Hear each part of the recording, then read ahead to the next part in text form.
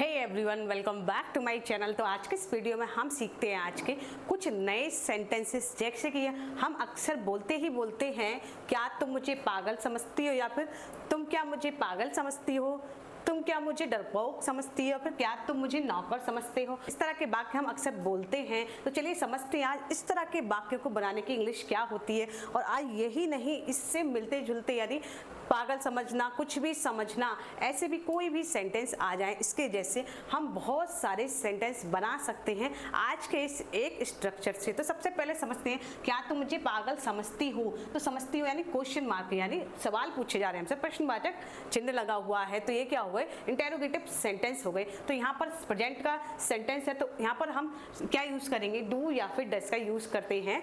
यानी सबसे पहले तो बीच में कहीं भी आप पहले क्या, कब, क्यों, कैसे, या फिर सेंटेंस के बीच में ये चीज आ जाए क्या, क्यों, कब, कैसे, तो उसके लिए हम क्या करते हैं, सबसे पहले हम इसमें हेल्पिंग वर्ब लिखते हैं। तो चलिए सबसे पहले समझते हैं इसका स्ट्रक्चर क्या है।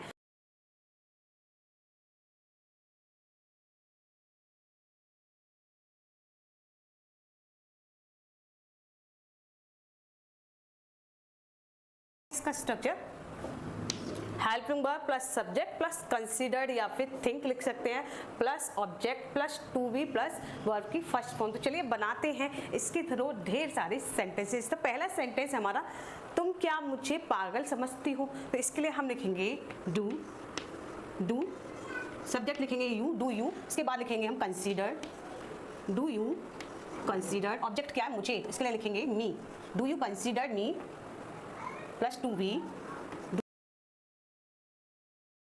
क्या पागल, पागल की हम क्या लिखेंगे, mad.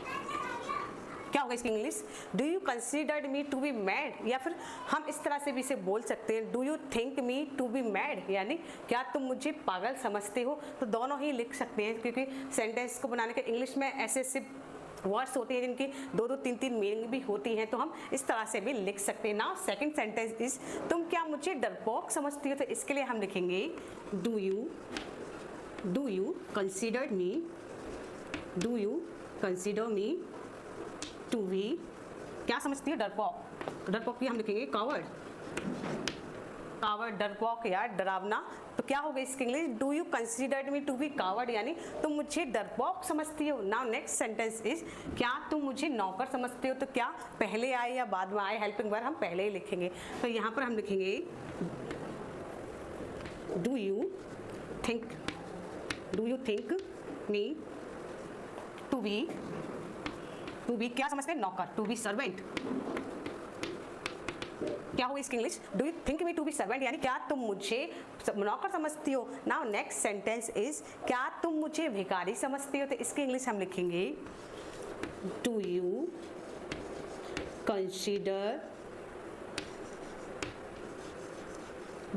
Consider me to be vague. क्या होगा इसकी English, do you consider me to be vague, यानी क्या तुम मुझे भिखारी समझती हो। नाउ लास्ट सेंटेंस इज, क्या तुम मुझे बेवकूफ समझती हो। तो इसकी इंग्लिश क्या होगी, इसका जवाब दीजिए आप कमेंट बॉक्स में।